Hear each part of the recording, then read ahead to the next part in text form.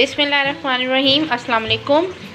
मैं आज बना रही थी chicken vegetable soup, hot and sauce chicken vegetable soup, जिसके लिए ये मैंने 2 चम्मच जो है बंद गोभी के लिए हैं।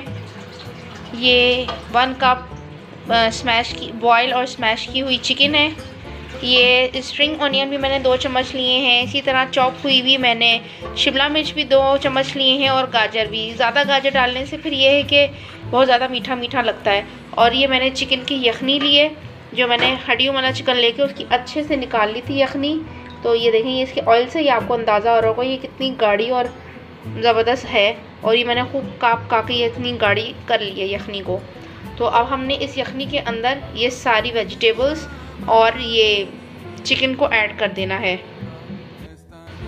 ये देखिए, ये मैंने सारी वेजिटेबल्स और चिकन यखनी के अंदर डाल दी है। सर्दियाँ आ गई हैं, सूप अब सर्दियों में तकरीबन डेली बनता है हर घर में। तो ये बहुत आसान और झटपट सी रेसिपी है ये सूप की, और बहुत ज़बरदस्त बिल्कुल बाजार जैसे सूप की रेसिपी है ये। और अब इसके अंदर मैं 1 चम्मच भर के पिसी हुई काली मिर्च को ऐड कर रही हूँ। नमक मैंने यखनी निकालते हुए 1 चम्मच डाला था, और नमक इसके अंदर कम इसलिए रखेंगे क्योंकि अभी इसमें सॉसेस भी डलने और चिकन पाउडर भी ऐड होगा, तो उसकी वजह से जो है इसमें नमक अभी हमने रखना है।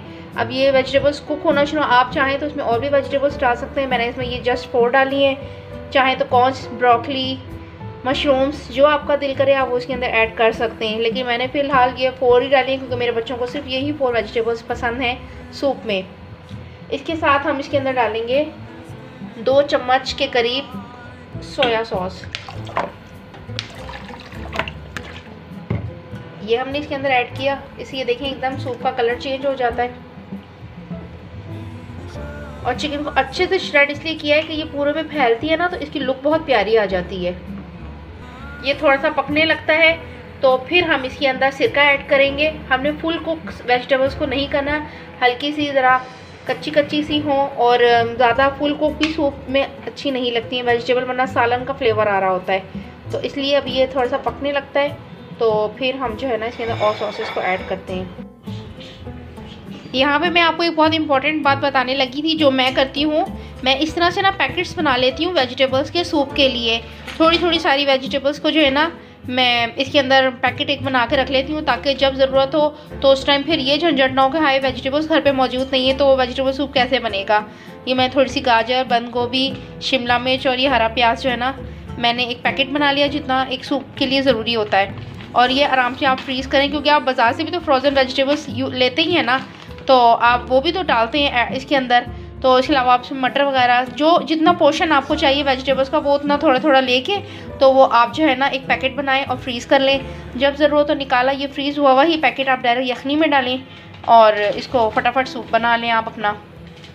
तो ये एक छोटी सी टिप थी, एक आइडिया था, मैंने कहा आप लोगों के साथ भी शेयर करूँ कि मैं इस तरीके से जो है ना सूप के पैकेट्स बना के रख लेती हूँ वेजिटेबल्स के सूप के, ताकि फ़ौरी तौर पे जो है ना ये यूज़ में आ जाए। ये देखिए, सूप अच्छे से बॉयल आ गया है, यानी कि वेजिटेबल हमारी इसके अंदर कुक हो गई हैं। तो अब हम इसके अंदर 2 चम्मच सिरका ऐड करेंगे। अगर हम तभी डाल देते तो वेजिटेबल्स बिल्कुल जो है ना वो हो जाती हैं, कच्ची सी बिल्कुल रह जाती है, वो अच्छा फ्लेवर नहीं आता। ये हमने इसके अंदर 2 चम्मच सिरका और 2 चम्मच ही अब हम इसके अंदर चिल्ली सॉस भी ऐड करेंगे। ये आप ज़्यादा डालना चाहते हैं डालें, आपके अपने हिसाब से कि ये आपने कितनी यूज़ करनी है। और इसके अंदर अब मैं 1 चम्मच जो है ना चिकन पाउडर का ऐड कर रही हूँ, वो आप किसी भी ब्रांड का ले सकते हैं। ये 1 चम्मच के करीब मैंने इसमें चिकन पाउडर ऐड किया है। इससे फ्लेवर बहुत ज़बरदस्त आता है, और इसी वजह से मैंने नमक भी इसके अंदर कम रखा था कि चिकन पाउडर में भी नमक होता है और सोया सॉस में भी नमक होता है। तो ये दोनों चीज़ें जो है ना सूप को ज़्यादा नमकीन कर देंगी तो अच्छा नहीं लगता, सूप बैलेंस फ्लेवर में अच्छा लगता है। तो अब ये अच्छे से हमारा कुक हो रहा है। तो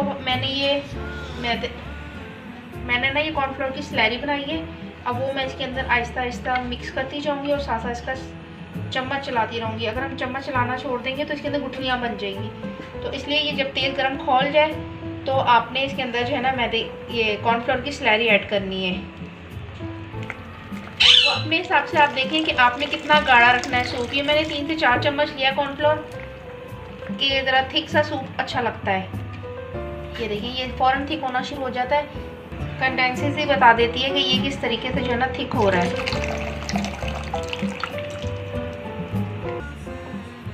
ये देखें ये कितना थिक हो गया है सूप, ये खुद आपको अंदाज़ा हो रहा है। ये देखें अब ये थोड़ा सा और पकेगा तो ये और थोड़ा सा थिक होगा। इस पॉइंट पे आप चाहें तो आप नमक भी चख सकते हैं। और एक सबसे मेन इम्पॉर्टेंट चीज़ जो सूप की है वो ये कि सूप के लिए हमेशा लकड़ी की लोई इस्तेमाल करनी चाहिए। और ये अगर आप स्टील का चम्मच लेंगे तो आपका सूप कभी भी गाढ़ा नहीं बनेगा। लकड़ी की आप डोई यूज़ करेंगे, लकड़ी का चम्मच यूज़ करेंगे तो सूप आपका गाढ़ा ही बनेगा, वो पतला नहीं होगा। निकालते हुए आप ज़रूर यूज़ कर लें, लेकिन इसके अंदर चम्मच को नहीं रहने देने चाहिए। और सूप हमेशा या तो नॉन स्टिक बर्तन में बनाएं या फिर स्टील के बर्तन में बनाएं, क्योंकि हमने इसके अंदर सॉसेस वगैरह डालनी होती है। अगर हम सिल्वर के बर्तन में सूप बनाएंगे ना तो वो फिर सूप का एक तो टेस्ट भी ख़राब बनता है, और जो केमिकल रिएक्शन होता है सिरके के साथ सिल्वर के बर्तन का वो भी हो जाता है। इसलिए हमेशा स्टील के बर्तन में जो है ना सूप बनाना चाहिए। ये देखिए कॉर्नफ्लोर के बाद भी सूप अच्छे से पकने पड़ रहा है। तो ये मैंने 2 अंडे लिए और अब मैं इनको फेंट के इसके अंदर में मिक्स करती हूँ।